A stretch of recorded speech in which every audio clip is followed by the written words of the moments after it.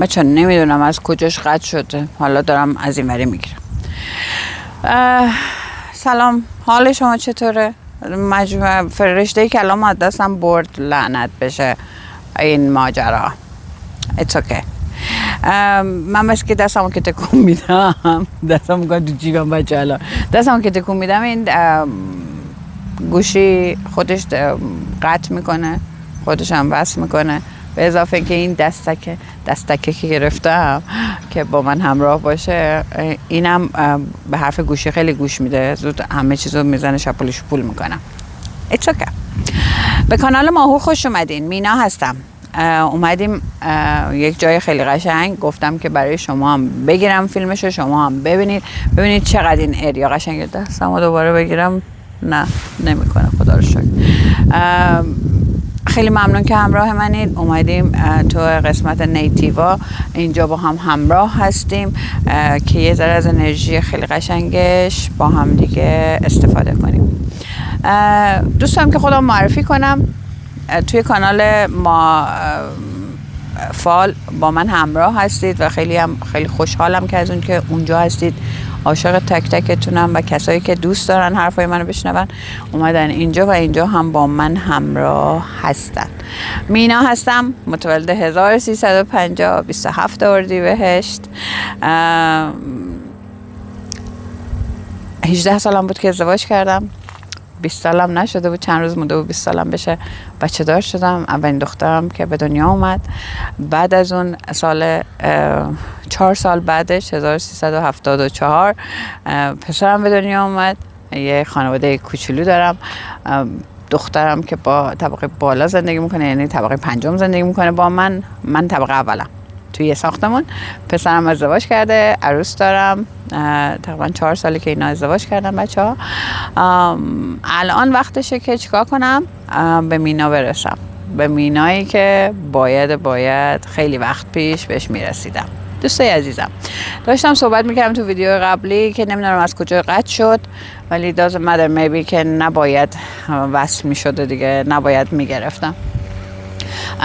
داشتم صحبت میکردم که ما وقتی که به دنیا میایم قلبمون بسیار بسیار پاک. این پاک بودن قلب برای چی میگن بعدش؟ چرا قلب آدم زنگار میبنده؟ به خاطر اتفاقهایی که میافته، به خاطر روشهای رفتاری خودمونه، به خاطر آدمهایی که میان توی زندگی ما، یا اینکه چیزهایی که ما مجبوریم باهاشون در ارتباط باشیم. کم کم بدیهایی که میاد به ما میرسه، یا کارهایی که خود ما از روی ندونم کاریمون انجام میدیم و متاسفانه نمیریم بعدش درستش کنیم. تمام این ماجراها به اضافه اینکه بزرگترینش، به اضافه اینکه ما خودمونو فراموش میکنیم، خدامونو فراموش میکنیم، این زنگار هی بیشتر و بیشتر میشه تا جایی که یک زمانی که وقتی خیلی گرفتاریم، حتی میریم درون خودمون، به خودمون تماشا کنیم، خودمونو نگاه کنیم، خودمونو نمیبینیم. اونجاست که میایم چیکار میکنیم؟ میایم آدمهای اطراف رو میبینیم، میایم همه عشق و خوشی و نمیدونم فلان و توی آدمهای اطرافمون یعنی جستجو میکنیم. بعد میان اونا هرتمون میکنن، دوباره مایه یا اون شیشمونو که حتی کدرم هست آینمونو میشکنن دیگه. درست کردنش واویلا داره دیگه. خودتون همتون میدونین که توی یک روح که اینجوری شده باشه، حالش بد باشه، آینه دلش هم به خاطر خیلی از مسائل و ماجراها زنگار بسته باشه، بعد بیاد حالا اونا هم بشکونه درست کردن اون ماجرا، بعد بیا زنگارا رو از روی شیشه شکسته پاک کن. همه اینا رو تصور کن، ببین چقدر سخته. ولی باز میگه چی؟ میگه that's fine، به خاطر اینکه تو میتونی همون شیشه هم که شکسته رو قشنگ پاکش کنی، قشنگ مرتبش کنی و برای خودت نگه داری و خودتو توش ببینی. هرچند که تو وقتی که خودتو نگاه میکنی 1000 تیکه است، ولی در نهایت تو میتونی ببینیش و تمیزش کنی.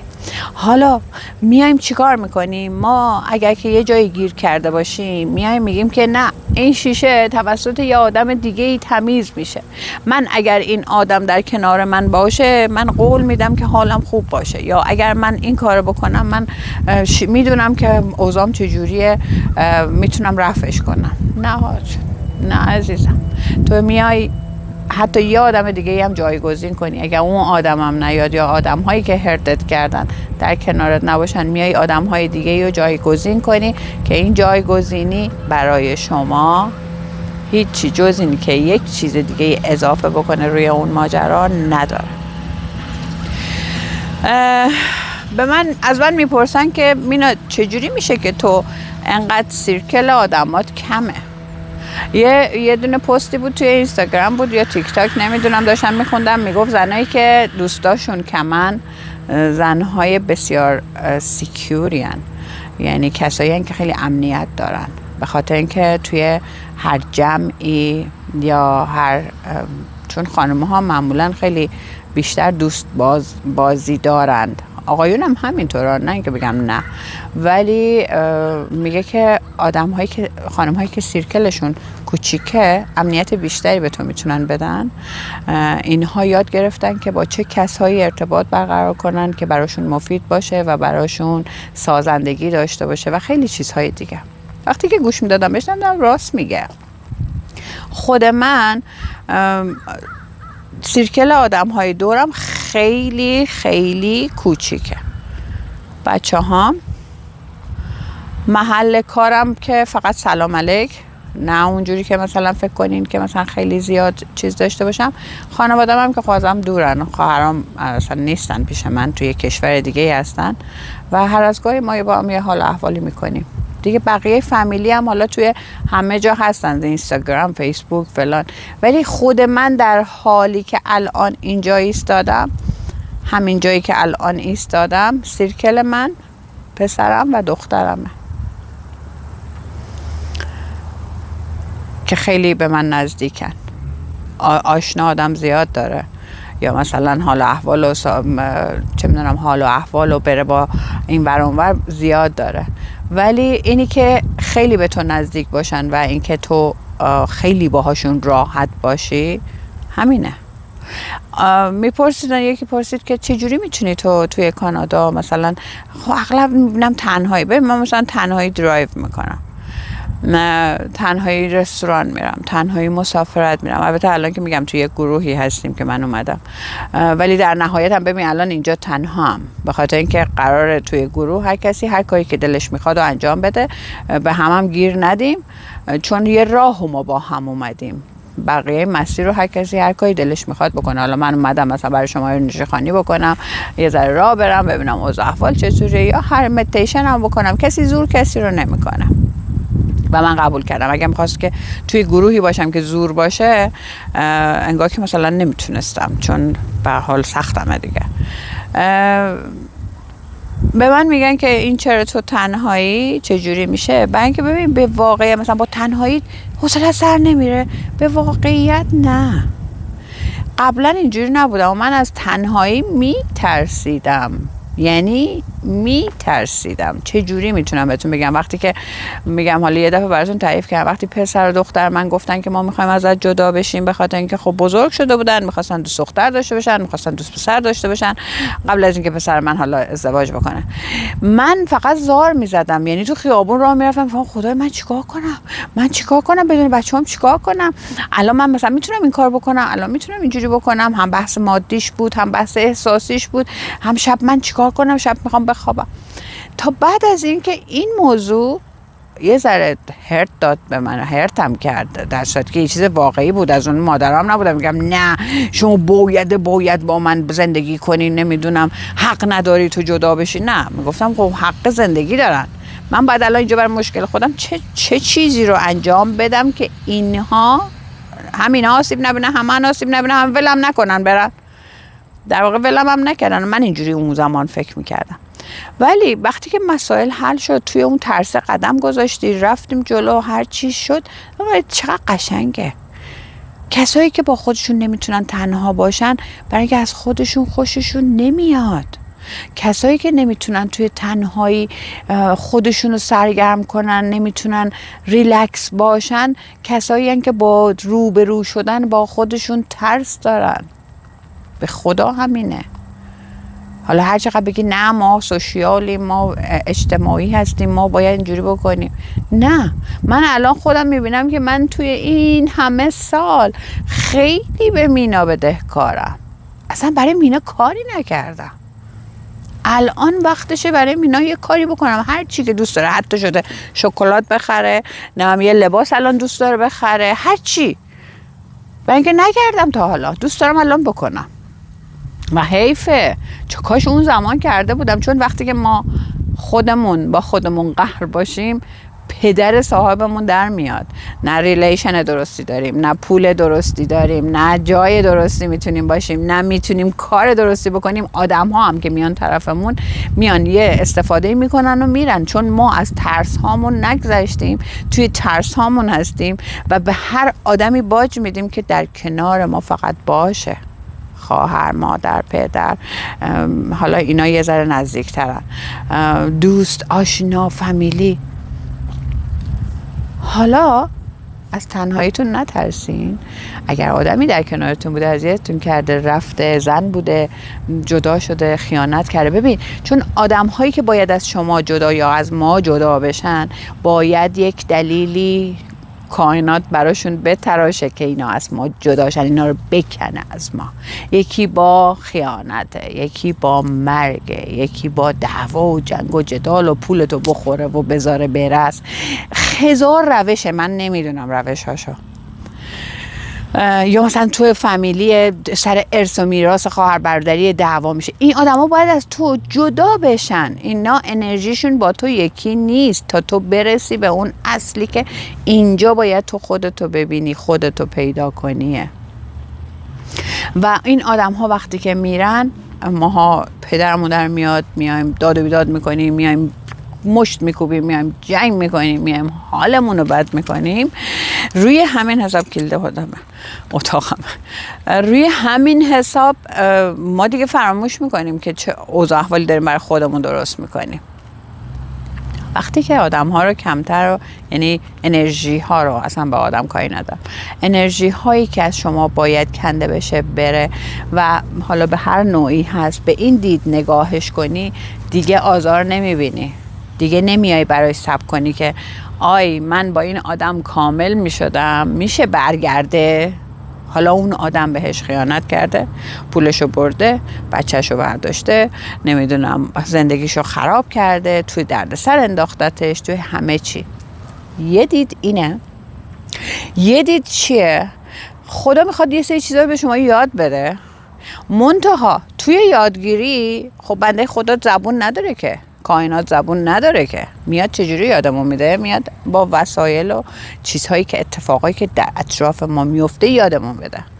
میاد مثلا یه چیزی از اون میگیره، یه درسی رو که میخواد بده، یه کسی یه کاری رو انجام میده که تو خیلی هرت میشی و تو مجبوری که از اون هرت شدن در بیای و خودتو بسازی و بعدش راه بری، به زندگی تو ادامه بدی. اونجا درس توه.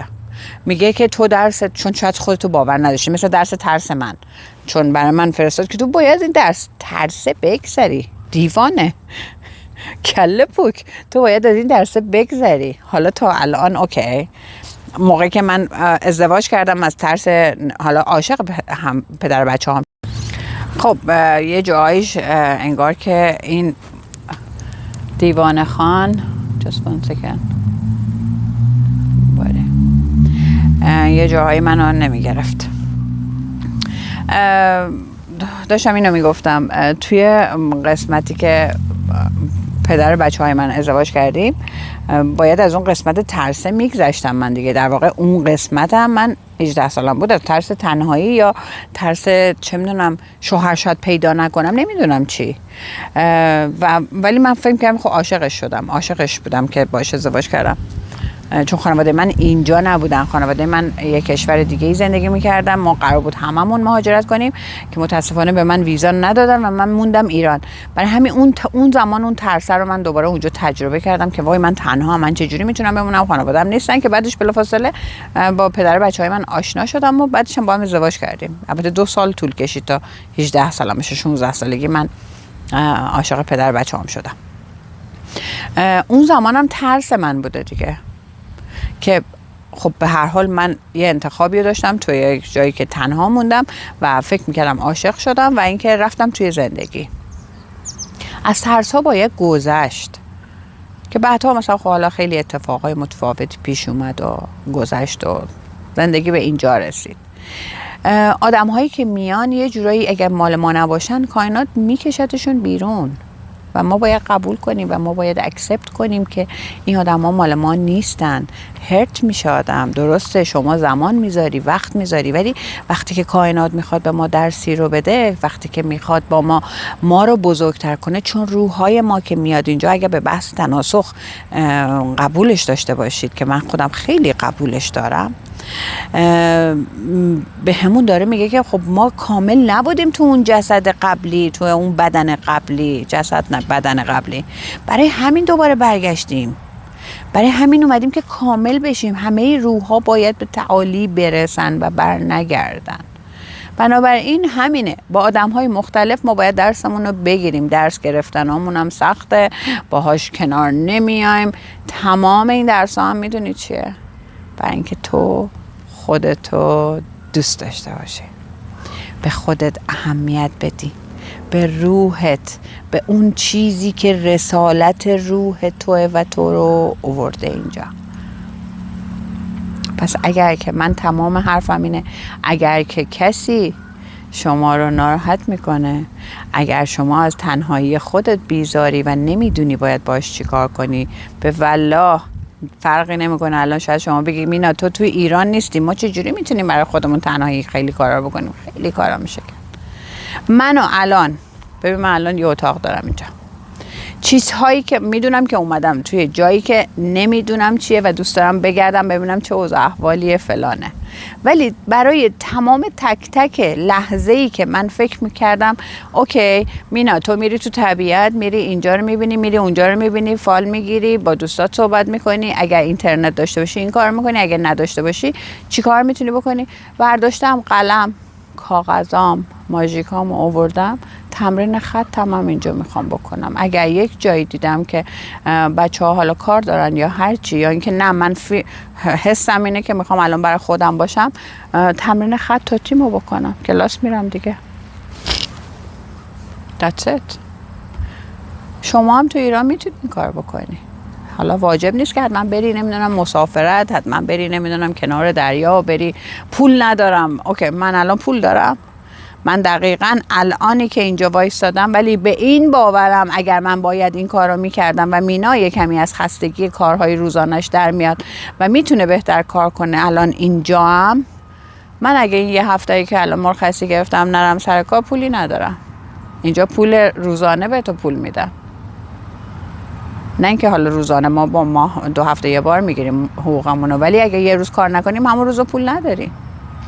پس بنابراین چیکار میکنم؟ میگم اوکی من الان نیازمه، چون میدونم که اگر اینو میس کنم میره تا سال دیگه، من نمیدونم سال دیگه یا زنده‌ام یا مرده، به اضافه اینکه شاید تو این سفر من خیلی چیزا رو یاد بگیرم.